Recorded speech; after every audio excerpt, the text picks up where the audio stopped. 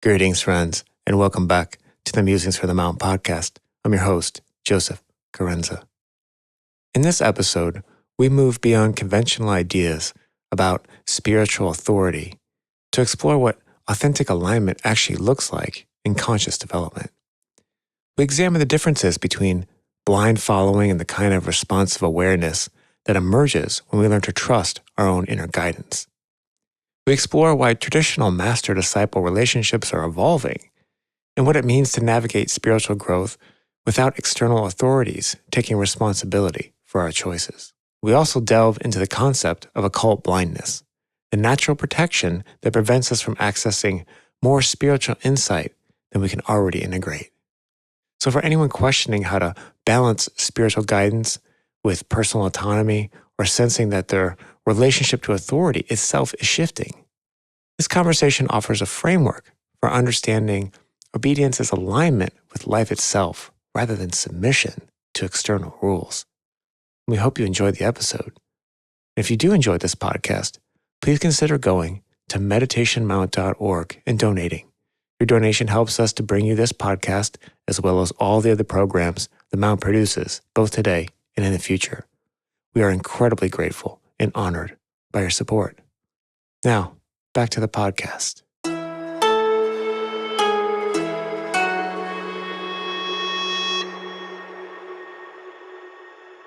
When we were discussing having this topic, obedience, which I'm sure is for any esoteric thinker, for anyone listening to this podcast, the subject of obedience could probably be an instant trigger. It brings up a lot of issues, a lot of, especially if you grew up in the 60s and 70s, or if you're like, if you grew up in the 90s, you're probably a bit of a rebel, at least thinking wise.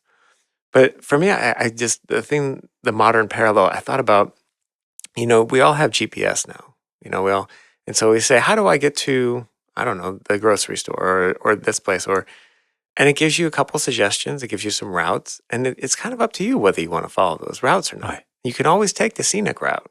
You can always turn and reevaluate. And what I thought was interesting was about when you actually read the section and ponder on this about obedience, it's mostly about how, to sum it up, it's more about the spirit of the law, not the letter of the law. Yeah. Well, if you really look at the cosmos, there is one law. Right. And the spirit of that one law is love. Mm-hmm. Because love is that which gave birth, and caused creation to happen. So we're led to understand. It's the substance and the heart of all things. Therefore, love is not a noun, Joey. Love is a verb as well. Right. And therefore, this one law, and the law really, when you go back to obedience, to obey means to follow, to move towards something, to follow something. And therefore, we are asked to follow the path of love. And because we are unable to do that, and still are unable to do that every moment, we have these other laws, lower laws in place. And I was thinking, well, when we think in biblical terms, we think of Moses coming down from the mountain with these 2 tablets. And then he proclaims, this is the law, this is the law of Moses. And when you actually read them, you realize 8 out of 10 of these commandments start with, thou shalt not. Thou shalt not take the name of the Lord thy God in vain. Thou shalt not commit adultery. Thou shalt not kill. Thou shalt not steal. Thou shalt not covet, etc. Not saying there's anything wrong with the message, but the original invitation was, thou shalt love. Because that's it. But we didn't get it because, as you said, I was a child of the 60s, and if somebody said, this is what you've got to do, says who? Mm-hmm. Who are you to tell me what to do? And that's the same with obedience, and particularly when you get onto the spiritual path of, do I have to follow a master? Do I have to do what somebody else says? Or do I have the freedom to explore myself. And you gave this wonderful analogy of the GPS, and it'll get you to where you want to go. It'll probably give you alternate routes. And that's what we have. We have this choice in life of how to get to our destination. Well, if the destination is love, then the path to that destination must be paved with love. Mm-hmm. And if it's rocky and stony and harsh and bare and arid, it ain't going to take us to the place, the Emerald City. Mm-hmm. It's not the yellow brick road. The yellow brick road is a road of love. Okay, yeah. If I'm going to mix all these analogies together. Yeah. But anyway, I just wanted to say, in the beginning, there is one law. And law doesn't mean thou shalt. Law simply means how things are. Mm-hmm. Like the law of gravity. Right. We are very used to understanding and accepting scientific laws. Mm-hmm. But when it comes to somebody telling you what to do, the rebel in me and you and everyone says, oh no, I'm going to do it my way. Yeah, that's for sure. So why do we have laws? That's the big question. And we're going to be referring back to the compilation of the writings of Alice Bailey, the wisdom from the Master DK, part of the lineage that we are following here at Meditation Mount. And I opened to a particular page, and it was obedience. And just as you experienced, when you read through obedience, it's more than you originally thought it was. There's a lot of latitude in this now. And we mentioned before, when we did initiation, before it was like, how do you make it to the gate? And how do you make it to the portal? Knock on the door and the gatekeeper will let you in. And if you do that now, the gatekeeper looks at you and says, well, where's your group? Mm-hmm. This is a group endeavor. This is a group effort. This is a group initiation. And in the same way, the old understanding of obedience is shifting now. Not because it's become more lax, but because strategically, there's a different approach from our guides who lay down the law, not as an imposition of what we have to do, but laying down the note of love or sounding the note of love, but doing it in a way that gives us the freedom to explore it ourselves and to learn the lesson. So I figured that we could maybe take a couple of paragraphs of the section on obedience and then unpack it together, okay. Joey. So, and we usually say to people that we're reading from text that was written 60, 70 plus years ago, and therefore it uses the masculine pronouns and etc. So just understand that beyond these limitations lies the truth. So this is what it starts with, and this one's taken from a treatise on white magic. And this was a shocker because it says there is no obligation to obey. That's what was striking to me, and that's what because I had my triggers too. I had my apprehensions about obedience, and then that was the first line. And I was like, "Oh, I'm on board." There's no obligation. No, you don't. Yeah. No, you don't have to be nice to your brother or your sister. Right. But there are consequences for behaving the way you are. Sure, of course. So we seek to train intelligent servers of the race, and these are developed by self-initiated effort, freedom in action, and discrimination in method, and not by unquestioning obedience, negative acquiescence, and blind following. Mm. That's my language. Yeah. That speaks to me. And then he says, let this not be forgotten. Mm. So he's really saying, look, before you had to obey, you had to do what the teacher said, you had to blindly do what was said because the master is wiser than you, which is still true. Right, that is still true. And what I found interesting is, and we'll get into it, is how it expands on this concept, and it gives even a little bit later a little historical background about why it used to be that way. Right. So he continues in this paragraph to talk about himself and the other mentors and guides of the human race. If any command may ever emanate from the subjective band of teachers of whom I am a humble member, let it be to follow the dictates of your own soul and the promptings of your higher self. I guess this goes back to what we've been emphasizing in most of our podcasts, is that unless you yourself have an aha moment, unless the light goes on for you, unless you get it, unless I get it, nothing's going to change. It will be something somebody gave me. But when I own it as the truth, then that becomes part of how I navigate. So basically saying is that we can tell you what to do, but if you just follow blindly, you're just obeying orders. You are not discovering for yourself the why.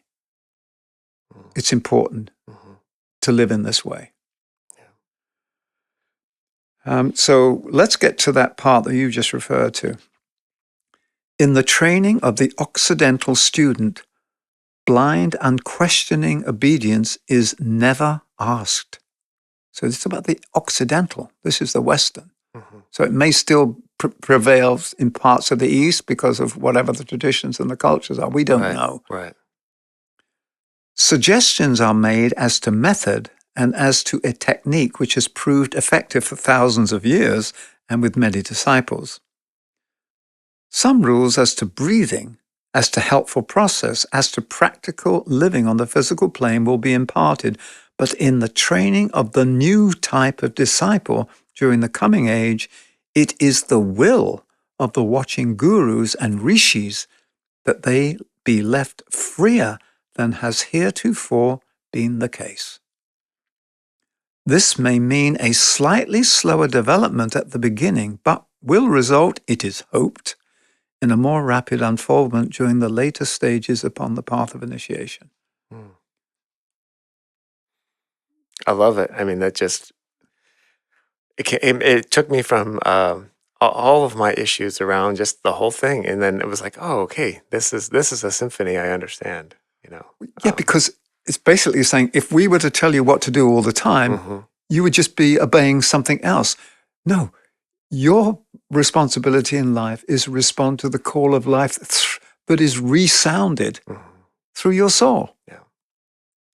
And it makes sense. It's not as streamlined. It's not as necessarily an efficient transmission method, but it prepares you for. In some ways, it's like an improv where you practice being spontaneous. Right. Otherwise, you may just get a race of divine automatons. Yeah, exactly. Yeah, and it is also you see, okay, if you want to move things, if you want to discover new things, you have to understand how to lay the foundation, but you also have to understand how to make an interesting facade, I guess. So this is a continuation, and it's still from a treatise on white magic. Therefore, students are urged to go forward during their period of training with courage and with joy, knowing that they are members of a band of disciples, knowing that they are not alone, but the strength of the band is theirs. The knowledge of the band is theirs too, as they develop the capacity to apprehend it, and knowing also that the love and wisdom and understanding of the watching elder brothers and sisters are back of every aspiring son of God, daughter of God, even though apparently, and parentheses, and wisely, you are left to wrestle through to the light in the strength of your own omnipotent soul. Yeah. So they're going to help us. They're going to coach us from the sidelines. We're on the field. We've got to play the game. And yeah. Yeah. I mean, it is interesting if you want to make a sports metaphor, and I promise not to go too deep into this, but it is a difference between sort of world football and American football. You know, in American football, it's very regimented. The play is called. They already know what they're supposed to do ahead of time. Whereas in world football, it's, you go out there and it's free form poetry in motion. You have a plan. And it's a geometrical plan. There's a geometry. That's right. And it's like a fluid geometry. Yeah, it's fluid dynamics, actually. It is fluid dynamics. Yeah. And therefore, it is it is a version of artistry. Mm-hmm. And that's what we're being asked to do, to be artists. And where does the artist get their inspiration from? From the deeper reaches of life. Where do we get our inspiration from? Well, via the soul. Mm-hmm. The deeper reaches of life are filtered and focused through us and through the soul. And therefore, if we follow the path of the soul, we are really obeying the one law, which is we're being true. Mm-hmm. And what does being true mean? It means living authentically. What does authentic mean? It means living in integrity. What does integrity mean? It means that the outside of our life is a undistorted reflection Mm-hmm. of the inner reality. Okay. Therefore, following the law doesn't mean you don't stray from the straight and narrow. It just means you've got to be true, true to yourself. As Shakespeare said, "To thine own self be true." Mm. And that's all, because then that's your GPS. Right. If your GPS is off, it's going to land you in some really weird neighborhoods. That's true. Yeah, but there, there's also that thing too, where the map is not the territory, so you have to always be careful for detours. Right. So, So now there's a couple of paragraphs taken from Discipleship in the New Age I'd like to just go through with you. Mm-hmm. There is no such thing as occult obedience as usually taught by the occult schools. In the olden days in the East, the master exacted from his disciple that implicit obedience which actually made the master responsible and placed upon his shoulders the destiny or the karma of the disciple. I mean, this is interesting. That's the part I thought was very interesting, yeah. Because if I say, look, you're not going to think for yourself, I'm going to think for you, Mm-hmm. therefore, I've included that other being inside of my auric field, my karmic responsibility. Mm-hmm. Therefore, if a disciple goes off the rails, the master is responsible for it as Mm-hmm. well. Yeah. Now they've changed the strategy. Yeah. Because that, it may keep you on the rails, but it doesn't always create wisdom of why you are keeping to the straight and narrow. And the whole thing is you've got to know why you're doing something, because then when you know why you're doing something, you can put your heart into it. Yeah. So he said this. Let's just repeat that. Yeah. The master exacted from his disciple that implicit obedience which actually made the master responsible and placed upon his shoulders the destiny or the karma of the disciple. That condition no longer holds good. Basically saying, hey, it's done. We've got a different game plan. Mm-hmm. Here's the new game plan. In the coming new age, the master is responsible for the offering of opportunity and for the right enunciation of the truth, but for no more than that. Yeah. That is a sea change for a certain. Well, it means that if I'm offered an opportunity and I don't take it, it's on me. Mm-hmm. Right. But it's also, it's just completely, the responsibility is seated squarely in the student. Because what is a student? The student is a microcosmic version of the macrocosm, Mm-hmm. and it's learning to be the truth of who it is, which is this greater entity. And therefore, it has to learn by degrees, which is what initiation is. Nobody can tell you what to do, and then you expect to go through the portal of initiation. It has to be self-initiated, as they referred to a couple of paragraphs ago. When something is self-initiated, you have brought your own will to bear on the matter by saying, I choose, I dare, I will, I do. These are some of the words of power, because they set things in motion rather than, I'm just following orders. Yeah, I mean, when you use those phrases too, when you write down your intentions and goals and things, Yeah. they're such powerful, like, modifiers and phrases, and yeah, that's fascinating. So in Ponder on This, some of the texts we've looked at and gone through have been several pages long. This is just one page. Yeah. And there's just one more paragraph in it, Joey. And it sort of wraps it all up. The obedience required is obedience to the plan. It is not obedience to the master. The obedience demanded is that of the personality to the soul, as soul knowledge, soul light, and soul control become increasingly potent in the mind and brain reactions of the disciple. So what it's saying is that by following this particular approach, we are waking up more quickly to the fact that, my God, I am a divine being in the making, in the unfolding. And for the full flowering of who I am and who we are to happen, we've got to go through several more seasons. And the goal is the flowering of love. Therefore, the nutrients that we have to put into the soil are things like loving kindness, compassion, caring, because they bring forth that final flowering. And the only way we're going to learn that is by discovering it ourselves. So self-discovery, self-initiation is the only way that the part can expand its knowing that the part is simply a temporarily limited and focused aspect of the one.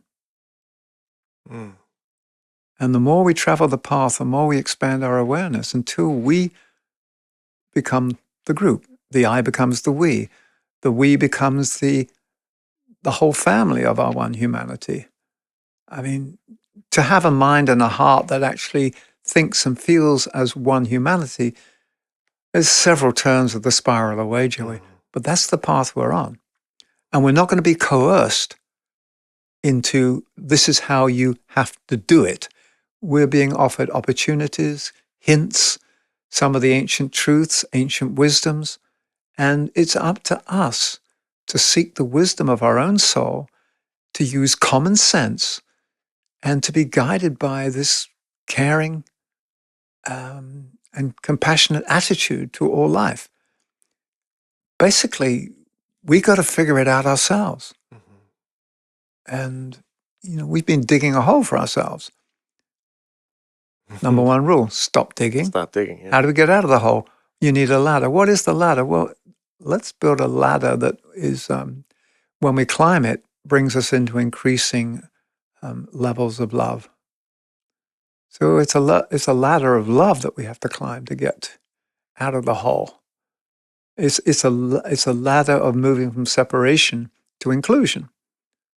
And therefore, the only thing that can include is the heart. And when the heart includes, it also blesses and feels everything inside it as a loving aspect. So when I see you and I see everyone else as my sister and brother, it's not just a technical thing, all right, they're my sisters and brother, they're family.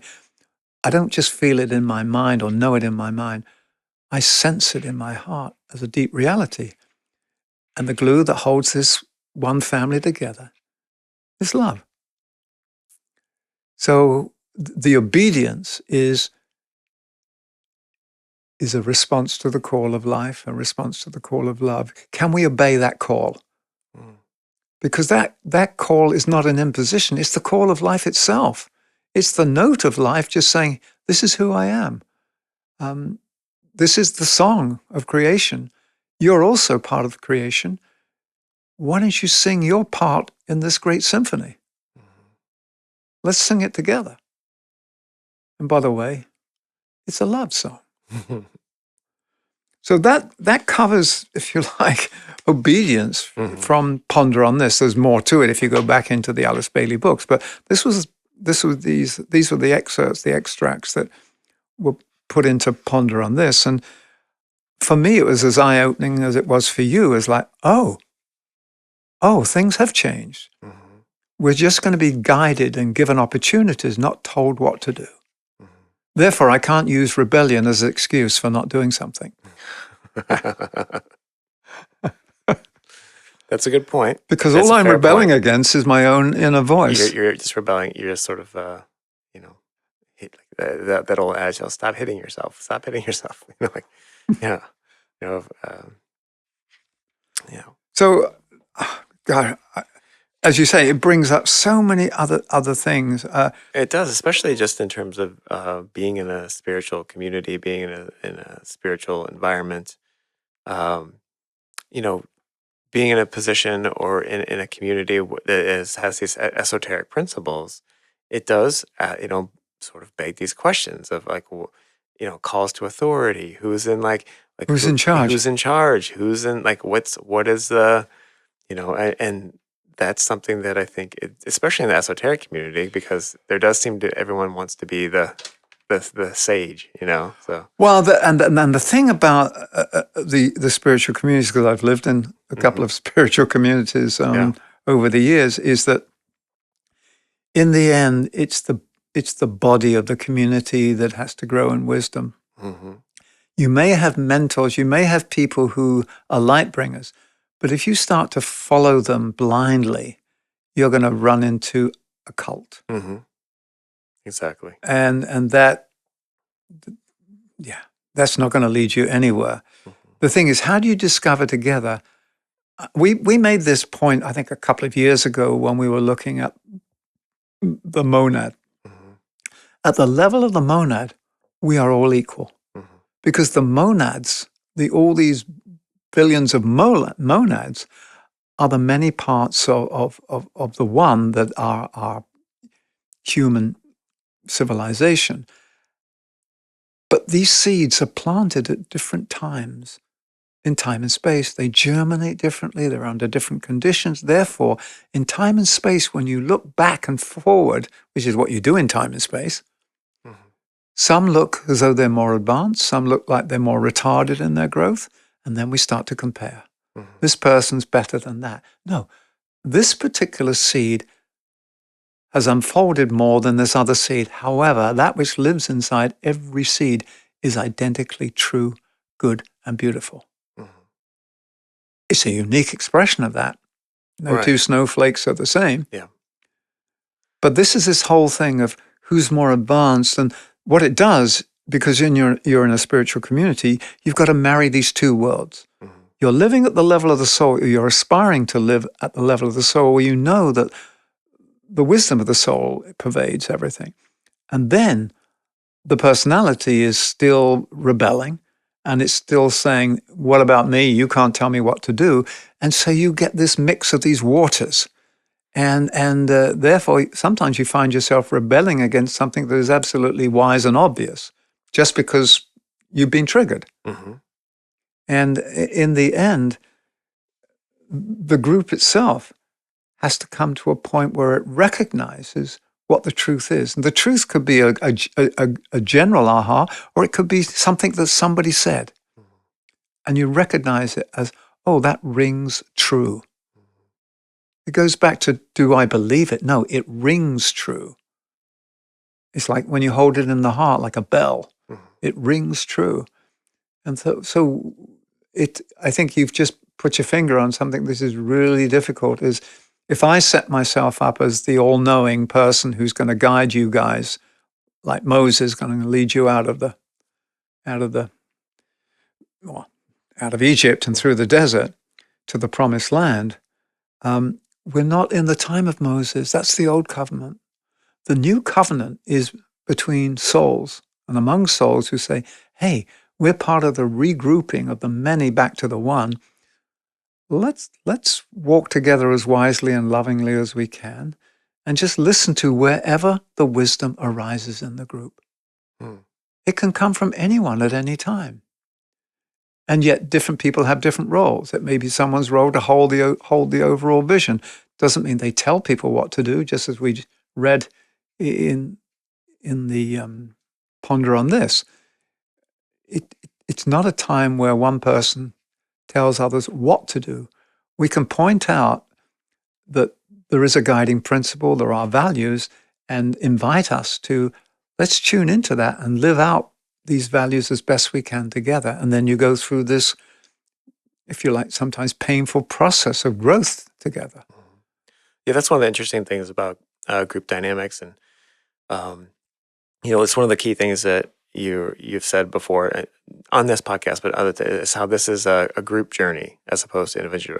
But in a group journey, there's I guess kind of two ways you can try to go about orchestrating that. You can go the route of laws and rules, or you can go the route of best practices. And I feel like this is saying best practices. And also, I remember when I was working in the corporate world as an organization development consultant, we were attempting in one large company to help them shift from rules-based to principle-driven. Right. Where rather than, hey, you've got all these hundreds of laws and compliances you've got to follow, and you go nuts trying to follow them. You have these principles.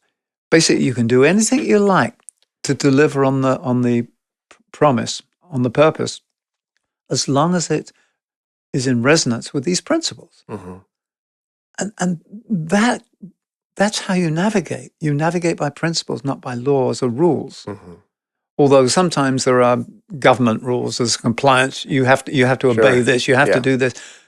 But when you shift a culture from rules-based to principle-driven, well, look at the work we do at Meditation Mount. It's principle-driven. Yeah. These three principles of essential divinity, goodwill, and unanimity. We're not saying you must obey them. We're just saying we believe that living these principles is a best practice and a way of embodying the deep truth of life. So I wanted to ask you, because when we talk about obedience, I know you've been around dogs a lot. so you obedience training with dogs. Do you draw any parallels, or what's your experience of how do you train a dog? It's funny, particularly the wild ones. It's funny you say that, because I do have a little bit of experience in that nature. And I recently just got a new puppy. He's about a year old, and I'm finding that my relationship to this experience is very different than the last puppy I had, because I had this as a dog as an adult, and when my dog Stoops came into my life, his role, or if this, of course, looking back, you try to find all this information, all this sort of see how these puzzle pieces fit together. But he was here to address, my sort of inner child. Sort of he was there to help and support me. And that was a very different relationship. And now this new puppy that's come into my life, what he is asking from me is to be the leader, and it's a different thing for me. So my reaction to him is different. Whereas with Stoops, he kind of there was really no rules. He kind of just lived like a wild man, and that was fine. That was great, because we were kids together. Even though I was a grown person, but now this new dog, and who comes into the pack, and we also have our dog Sunny, who's a very, very reactive big German Shepherd and needs structure, and so it's asking me, to do all these things, and it's interesting, because it's bringing out in me, in the same way that when you were talking about how we follow these rules and things, but at my heart, I am a contrarian or a rebel. I tend to rebel, and I question everything. But I realized as I've gotten older, I also don't want to be a slave to that pattern. I don't want to miss good information by being slavishly tied to just always being the contrarian, And in that same way, as I'm being called to be a leader, or be called to be, sort of the alpha to this puppy, so that he can have his best, he can develop, and it's just really fascinating to me how this works. Well, in one respect, the alpha then leads to the omega, which is the end result of what you want, which is a harmonious family, or a harmonious relationship between dogs and humans, between humans and all beings. So it's really interesting when you think of training dogs, and so I think of the call of the soul. It's like a dog whistle for us. That's true. It's one. Not every. That's very interesting because not everyone can hear it. Yeah, exactly. That's why I use that, because it came to me. It's a dog whistle because I can't hear a normal dog whistle. Right. So you have to develop your sensitivity, the ears of the heart, to hear the call of the soul. Yeah. That's why I call it's God's dog whistle. It is, and it's I mean, it's interesting you brought that up because that is a deep thing, because I never wanted to follow any rules. I never wanted to, but yet if you meet me, I'm not, and you interact with me, you realize I'm certainly not. I'm composed. I'm not out there insulting people or doing it. It's a kind of a dichotomy. Like I follow. But Joey, one can be kindly entrenched in something. Yes, that's true. that is true. I'm speaking for myself now. Yes. Yeah. I've also, when we were thinking about the concept of and love your brother as yourself, or love your and this idea of if you're harming someone else, it's really self-harm, and it all comes back to this idea of love, and so to bring it back to what it means to raise a dog or even a person or things like that, it's you realize that it even brings into question what it means to be an alpha or a leader, and for me, it's less about what you do, more about what you don't do. See, because what I've experienced, not just in myself but in others, when you become a leader, the temptation is to have your identity tied up with your role. Therefore, you want to be seen as this all-powerful, all-leading person. But leadership is a function. Right. To get you to somewhere, to get the people to somewhere. It's not so that they can be satellites around your sun. That's the big shift. Absolutely. And we'd mentioned cult before. Now, I've experienced groups that are cultish. I've had friends who've been inside of groups and they're not allowed to speak to others who are non-believers. And if they try to break free and get out of it, they're hounded, they're ostracized, etc. Because what happens with a cult is the dominant figure becomes dominating, it becomes a dictator. See, life is the dictator. Life dictates on its own terms what wants to be expressed, and then we respond to the call of life. But when a person takes upon themselves to dictate to others what should be, you become a dictator, and it handcuffs everybody. It imprisons. And therefore, we say the truth will set us free. So for me, manipulation and dominating patterns have nothing to do with leadership. They're the distortion of leadership, particularly around somebody who has the need to be seen, to be heard, to be recognized, to be loved. And therefore, the best place is to stand in the center of the circle and have everyone who can look at you and worship you. Well, where do you normally find the people standing in the center of the circle? It's a leader. So sometimes people go into leadership situations for several reasons. Some of them are mixed. They may be on a learning curve of what it means to be a selfless, loving leader. But in the beginning, I've noticed in myself and others that the need for attention, the need for recognition, sometimes gets in the way of us selflessly performing the function of leadership. Absolutely. I've seen that over and over again.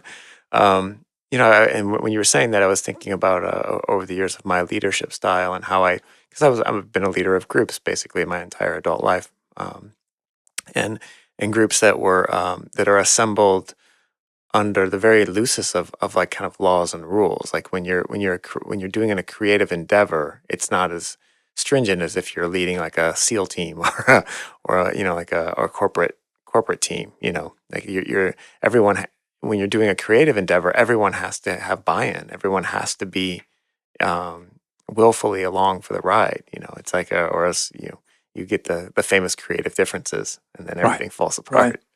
So well, it was interesting because as we were going through Ponder on this, we chose obedience. And then the next theme after that was occult blindness. And I thought, oh, that's a whole nother subject. And I started to read it and I thought, actually, it dovetails I with love this. Yeah. So I'd like, and it's another one-pager, Yeah. I'd like to go through this, Joey. Yeah, because it really does. It's so beautiful how it dovetails. Yeah. So here we go. This is taken from the Raisin Initiations. And it says, talking about occult blindness. Blindness is a prelude to initiation of no matter what degree. It is only at the last and highest initiation that the tendency to blindness comes to a complete end. In the early stages of evolution, blindness is natural, innate, unavoidable, and impenetrable. So it isn't like I've got something wrong with me, I'm blind. Mm-hmm. No, it's a natural safeguarding state of unfolding. Yeah. For ages, man walks in the dark. Then comes the stage wherein this normal blindness is a protection, but has also entered a phase wherein it can be overcome. Technically speaking, the blindness to which I have referred is something different. From the moment when a human being catches the first faint glimpse of the something or other and sees himself in juxtaposition to that dimly sensed, distant reality, the blindness with which I have dealt is something imposed by the soul upon the hastening aspirant, so that the lessons of conscious experience, of discipleship, and later of initiation may be correctly assimilated and expressed. By its means, the hurrying seeker is defended from making too rapid and superficial progress. It is depth and a profound rootedness, if I may coin such a word, for which the inner teacher and later the master looks, and occult blindness, its need, its wise handling, and its final elimination are part of the curriculum imposed upon the candidate. So when you realize that it goes back to, if I could see everything and get everything all at once right now, I'd blow up. Mm-hmm. I couldn't handle it. Right. You can't handle the truth. Amazing movie. Great play. Yeah. So that's what we're talking about. So let's go through this because there's just 3 more paragraphs. It says, occult blindness is spiritually induced Mm-hmm. and blacks out the glory and the promised attainment and reward. That means you only get to where you're going by revelation, by revealing it. Mm-hmm. And you have to initiate that revelation. You can't sort of catch a glimpse. Oh, that's it. I can just see. Yeah. I can see the Emerald City in the distance. Right. I've got to go and see Oz. Mm-hmm. Occult blindness is spiritually induced and blacks out the glory and the promised attainment and reward. The disciple is thrown back upon himself. All he can see is his problem, his tiny field of experience, and to him, feeble and limited equipment. The beauty of the immediate, the glory of the present opportunity, and the need to focus upon the task and service of the moment are the rewards of moving forward into the apparently impenetrable darkness. Mm. So is it we have to, through self-initiation, generate the light of the soul. It's like the dynamo. You've got to have movement to create electricity in a dynamo. Mm-hmm. So we're self-generating lights. Mm. That's the whole journey of incarnation, is to self-generate light and love from within. Yeah. Then it just basically sort of backs that up by saying, thus the veils serve their purpose. Blindness nurtures and protects, provided it is innate and natural, soul imposed or spiritually engendered. And now this is the sort of the warning. If it is willfully self-induced, if it provides an alibi for grasped knowledge, if it is assumed in order to avoid responsibility, then sin enters in and difficulty ensues. From this may all of you be protected. Sin. Yeah. Well, the root Yeah. of sin is separation. Right. Separation. It basically means that you've just separated yourself Yeah. out.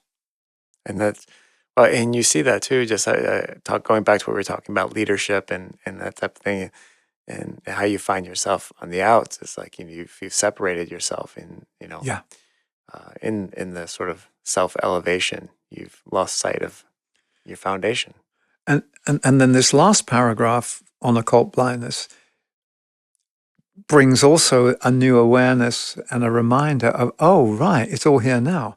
It says, look, the progressing disciple does not move into new fields or areas of awareness, like a steady marching forward from one plane to another. Mm.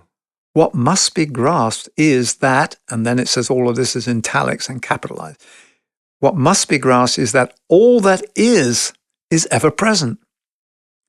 What we are concerned with is the constant awakening to that which eternally is, and to what is ever present in the environment, but of which the subject is unaware, owing to short-sightedness.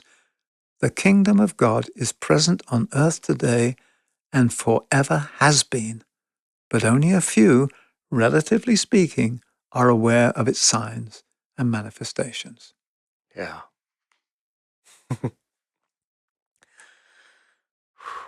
All right. Well, there's a lot to unpack there, but the beauty of that is that it's so self-evident, and I think in any searcher, any person on this path, you realize that, like the idea that at times you are blind, so you can make it through the valley. I was blind and now I can see. That's right. Yeah. Amazing grace, man. Mm-hmm. It is the revelation. But revelation is growing into expanded spheres of light. Mm-hmm. And the capacity, like what I like is the capacity to be able to hold it and witness it and not be burnt up by it. Right. And then if we hide behind occult blindness and say, well, I'm going to stay in the Right. dark Yeah. because, hey, man, I'm afraid. Mm-hmm. I doubt. Therefore, Oof. you've just frozen yourself on the journey. Yeah. And there are those times on a journey, particularly I remember going through the mountains, where you think, I can't go on. I just can't go on. I don't trust what's ahead of me. Yeah. Or I don't believe I can get there safely. And when that doubt creeps in, your energy goes. Mm-hmm. It sure does. There was a passage in a particular part of the Cairngorms in the Scottish Highlands. I would love going through there. It was like a narrow passage in the rocks. It was like these large pillars.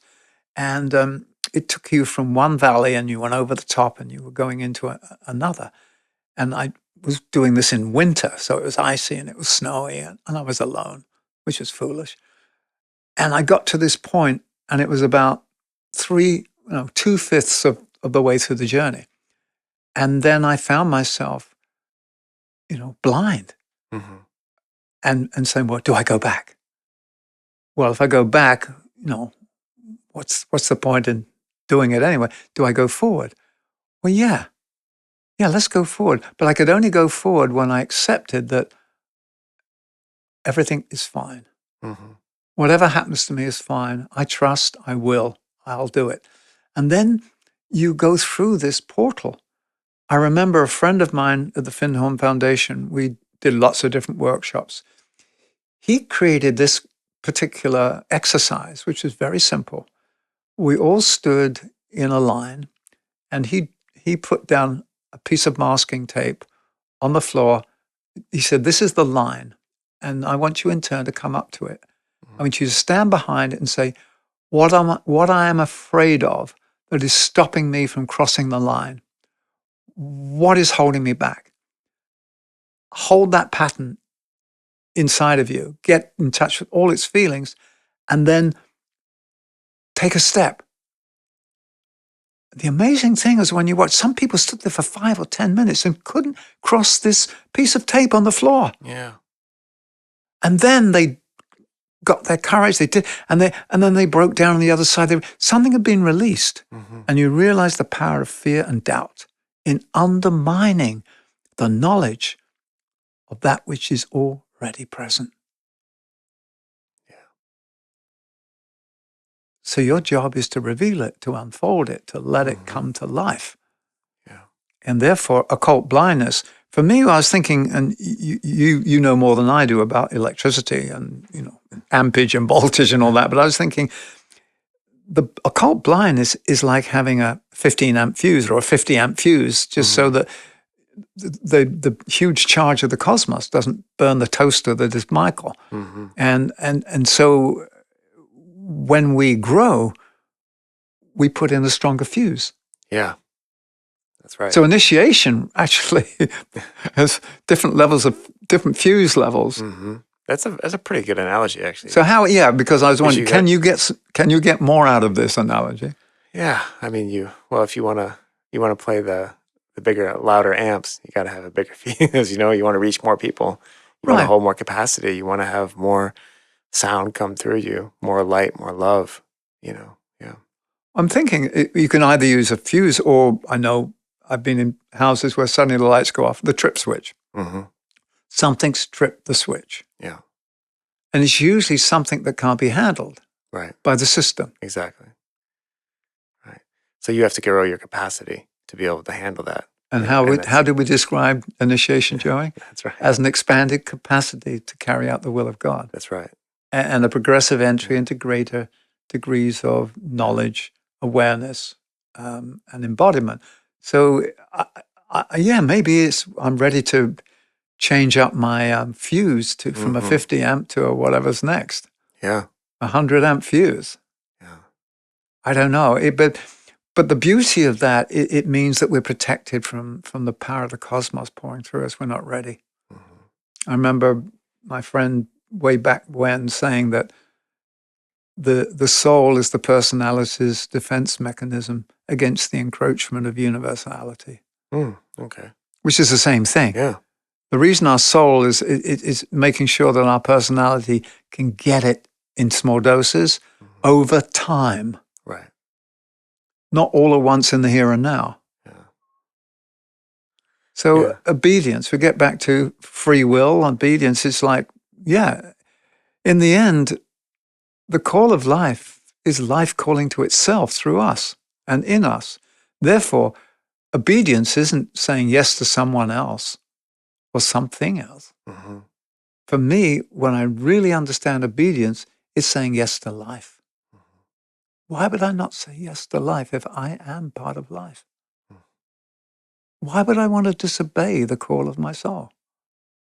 Yeah. Well, maybe because other parts of me, like patterns, are addicted and Mhm. are saying, no, man, we're not going to eat soul food. Right. We are still eating junk food, man. That's right. Yeah. The fear of doubt and man. So, what else would you, in sort of wrapping up this whole thing of obedience, Wow. what are you left with when you think about, particularly, how does your rebel partner, Joey? Is it going, yeah, that's all very well and good, Yeah. but Um, that's a very good question because that is something that it's so deeply ingrained in me that it is it's something that I don't struggle with it, but I dialogue with it on a daily basis. It is absolutely so deeply ingrained in me that um I it comes down to whether uh, I have to talk myself both in and out of going exercising, what I eat, every single thing is nothing is rote. It's all just an examination. But but I feel like that we are entering into a space where because of our interconnectedness and because of the way that we share information, we're we're giving each other this opportunity to explore all these different best practices, and like I feel like that's one of the things, the hidden gems of this, everything that comes with being so interconnected, whether with social media, the internet. But there's also this great undercurrent of people sharing their best practices, their best experiences. And it's not for to become a star. It's just people sharing a recipe. but what we're doing, we're accelerating the gaining of common sense. Yeah. Yeah. See, common Exactly. sense was, they called it old wives' tales, they called Mhm. it whatever they call it, but Yeah. it was always the wisdom that had grown up. This is so, Yeah. and now we're collecting it together. We're Mhm. harvesting it together. Yeah. But it's And also yeah, finding the balance between challenging old ways, but also understanding the reason why this was this was a great practice, and then but also not being opposed to something new. Well, we go back to there was the old covenant, Mm-hmm. there was the eye for an eye and a tooth for a tooth. Yeah, And that really is following the law of revenge and retribution, yeah, which is antithetical to the law of love, mm-hmm. but it's where we're at. Hey, man, you hit me, I'm going to hit you. Mm-hmm. Well, that's a short-term feel-good factor, even though you may be bruised because you got one over on somebody else. Yeah, But the object now is to be ourselves and to be each other, is to create this more perfect union. mm-hmm. And the more perfect union is only created through love and embracing each other. Mm-hmm. And therefore, we're sharing our best practices, as you say now. The thing is, can we learn from our best practices and then, as a group, as a community, as a one human family, can we apply these in time?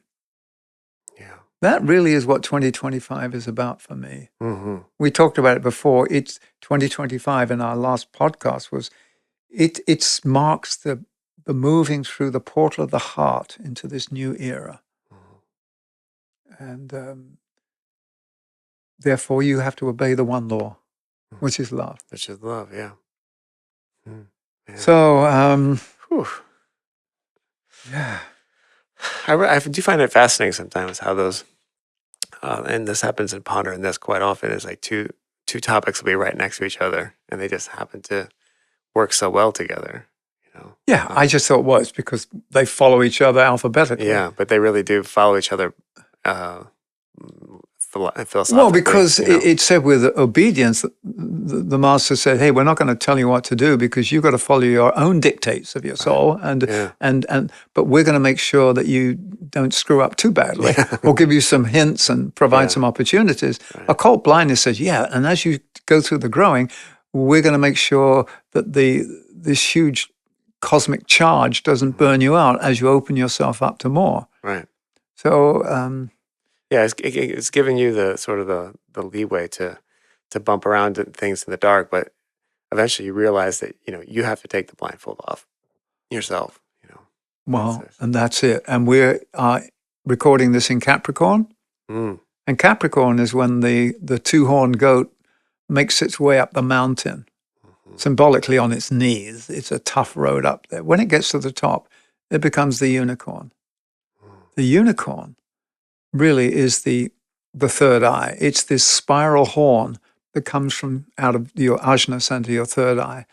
And then as it points towards the cosmos, it becomes a receiver of the light of the cosmos. And as it says in the Bible, when thine eye be single, thy body shall be full of light. Therefore, we are full of light when we get to the top of the mountain, but you can't hang out on the top of the mountain forever. You've got to come down into the valley and bring the light into the valley. So the whole journey of being obedient is so that we can bring light into the dark places. Yeah. That's the whole thing. And even if the dark place is inside you, if you're bringing light. That's the first place we have to illumine. Yeah. And by dark, I don't mean bad or evil. I mean unillumined. Just unillumined, yeah.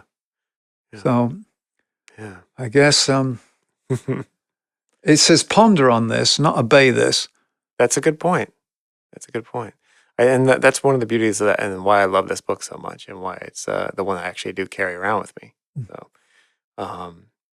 so of course, I highly recommend anyone listening to this podcast picking that up at your local bookstore or online at the Lucius Trust. Yes, we sell them up here at Meditation Mountain if you're in town. Right. But Michael, I really appreciate it. This is a great serendipitous episode. I love how that kind of worked out. Well, yeah, it just falls into place because it's the next step. Yeah, it's the next step. And I think it's a great. We're recording this in the first couple days of 2025. It'll probably come out later in the month, but it's a good place to remember. Like, this is where we're at. It's because we're gonna see you're gonna have lots of opportunities to demonstrate whether or not you're just blindly following, or if you're following your heart. And just the final thing is normally people will do these New Year resolutions, Yeah. which basically says, I choose to break a pattern. Hey, But yeah. what we're saying with obedience, obeying, is I choose to follow the law of love. I choose to be guided by my soul. Mm. That's the resolution. And the rest will fall into place. But normally it's like, I'm going to go to the gym more often. I'm not going to eat as much. I'm going to lose weight. It's a sort of a thou shalt not of the, Yeah, it is, isn't it? on a personal level. Thou shalt not eat, overindulge, Michael. Thou shalt not. Rather than just be kind to yourself and all beings. That's the best resolution right there. Okay. All right. Thank you, Michael. Thank you, Joey.